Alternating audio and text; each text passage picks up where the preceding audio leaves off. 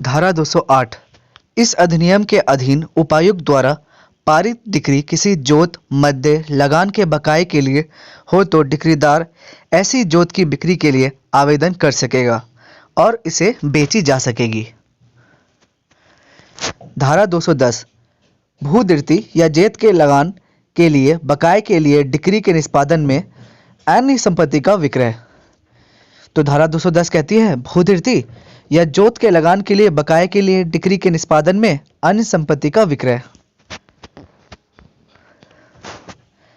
धारा 212 ऋण की राशि तथा क्रेता को दिए जाने वाले प्रतिकार की राशि जमा कर देने पर स्थायीवर संपत्ति के विक्रय को अपास्त करने का आवेदन। तो धारा 212 में है ऋण की राशि तथा क्रेता को दिए जाने वाली प्रतिकार की राशि जमा कर देने पर स्थायी संपत्ति के विक्रय को उपास्त करने का आवेदन। धारा 215 एवं धारा 216। तो धारा 215 और 216 क्या कहती है? उपायुक्त के कुछ आदेशों के विरुद्ध न्यायिक आयुक्त के पास अपील करने का वर्णन है। तो धारा 215 और धारा 216 कहती है उपायुक्त के कुछ आदेशों के विरुद्ध न्यायिक उपायुक्त के पास अपील करने का वर्णन, जिसमें से धारा 215 कहती है उपायुक्त के आदेश के विरुद्ध अपील न्यायिक आयुक्त के पास की जाएगी।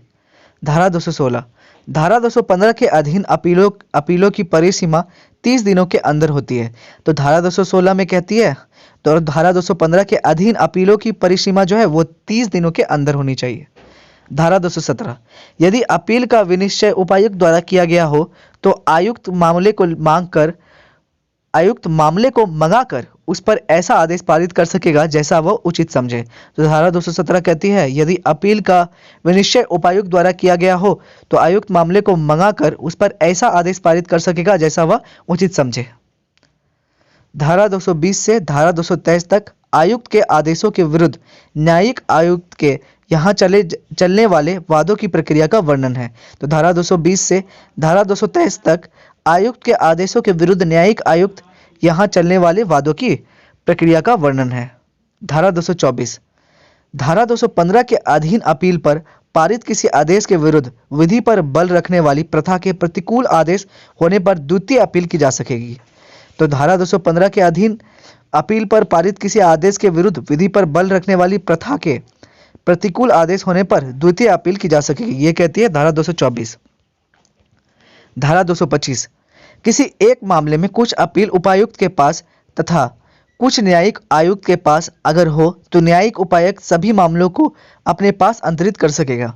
तो धारा 225 कहती है किसी एक मामले में कुछ अपील उपायुक्त के पास तथा कुछ न्यायिक आयुक्त के पास अगर हो तो न्यायिक उपायुक्त सभी मामलों को अपने पास अंतरित कर सकेगा। धारा 229 सिविल प्रक्रिया संहिता की प्रथम अनुसूची के आदेश XLI के नियम 22 का लागू होना। तो धारा 229 सिविल प्रक्रिया संहिता की प्रथम अनुसूची के आदेश XLI के नियम 22 का लागू होगा। अध्याय 17 धारा 230 से धारा 238। धारा 230 भारतीय परिसीमा अधिनियम 1908 का लागू होना।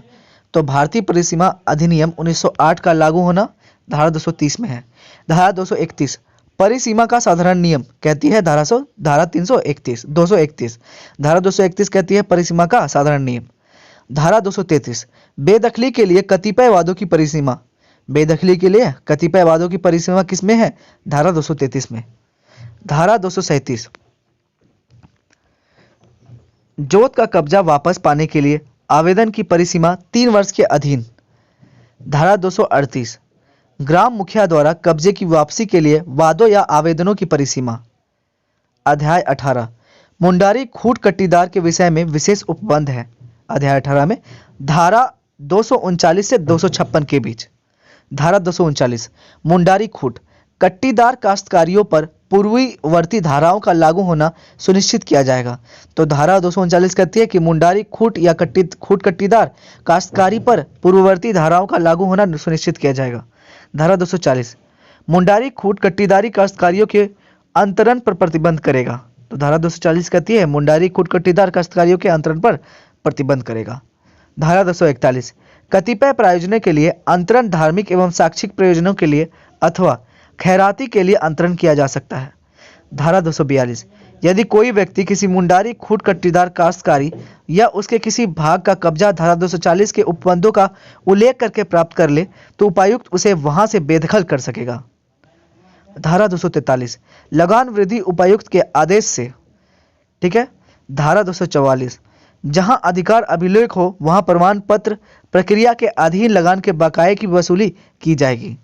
धारा 245 स्वतत्व के प्रश्न का सिविल न्यायालय में निर्देश दिया जाएगा। धारा 246 जहां अधिकार अभिलेख ना हो वहां लगान के बकाये की वसूली बात द्वारा किया जाना। धारा 248 सरकार को दे धन या भूस्वामी को दे लगान की वसूली 248 में है। धारा 249 सह अंशधारी काश्तकारों से अंशदान की वसूली धारा 249 में है। धारा 250 सभी मुंडारी खूट कट्टीदार काश्तकारी धारा 250 में है।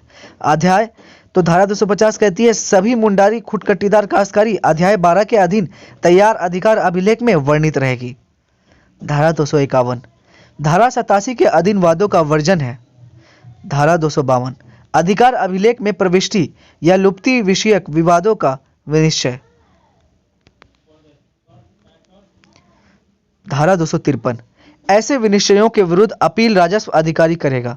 धारा 253 के अधीन ऐसे विनिश्चयों के विरुद्ध अपील राजस्व अधिकारी करेगा। धारा 254 अधिकार अभिलेखों में विनिश्चय की प्रविष्टि। धारा 254 कहती है अधिकार अभिलेख में विनिश्चय की प्रविष्टि। धारा 255 अधिकार अभिलेख तैयार करने में वाद के निर्णय आदि को साक्ष्य के रूप में ग्रहण नहीं किया जाना कि अभिधृतियों मुंडारी खूट कट्टीदार काश्तकारी है या नहीं। तो ये कहती है धारा 255 अधिकार अभिलेख तैयार करने में वाद के निर्णय आदि को साक्ष्य के रूप में ग्रहण नहीं किया जाना अभिधृतियों की मुंडारी खूट कट्टीदार काश्तकारी है या नहीं। धारा 256 इस प्रश्न पर अधिकार अभिलेख का निर्णायक साक्ष्य होना कि कोई काश्तकारी मुंडारी खूट कट्टीदार अभिधृति है या नहीं। अध्याय 19 का अनुपूरक उपबंध संयुक्त भूस्वामी।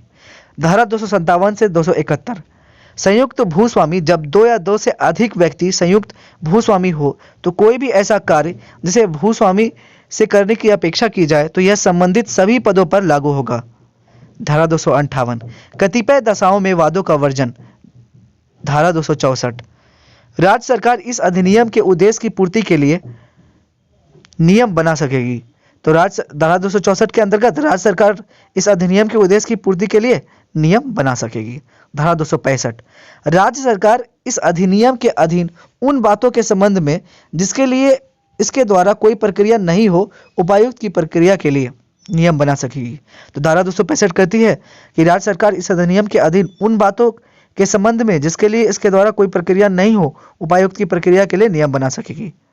धारा 270 अपने कर्तव्यों के पालन और अपने शक्तियों के प्रयोग में उपायुक्त आयुक्त तथा बोर्ड के साधारण निर्देशों और नियंत्रण के अधीन रहेंगे। तो धारा 270 कहती है अपने कर्तव्यों के पालन और अपने शक्तियों के प्रयोग में उपायुक्त आयुक्त तथा बोर्ड के साधारण निर्देशों और नियंत्रण के अधीन रहेंगे। धारा 271 इस अधिनियम की कोई बात किसी विधि द्वारा परिभाषित बंदोबस्त पदाधिकारियों की शक्तियां और कर्तव्य जो इस अधिनियम द्वारा निश्चित नहीं हो को प्रभावित नहीं करेगी। तो धारा 271 कहती है इस अधिनियम की कोई बात किसी विधि द्वारा परिभाषित बंदोबस्त पदाधिकारी की शक्तियां और कर्तव्य जो इस अधिनियम द्वारा निराशित नहीं हो को प्रभावित नहीं करेगी।